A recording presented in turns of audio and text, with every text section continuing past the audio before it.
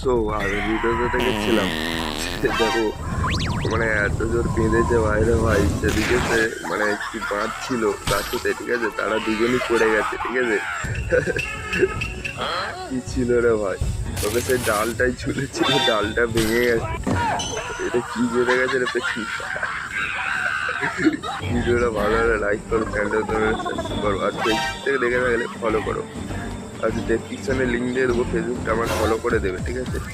আচ্ছা, ওকে, সে এদিকে বাইক নিয়ে আসছে, সোজা তাকে মেরে দিয়েছে ভাই। মেয়েটা পড়ে গেছে, ঠিক আছে।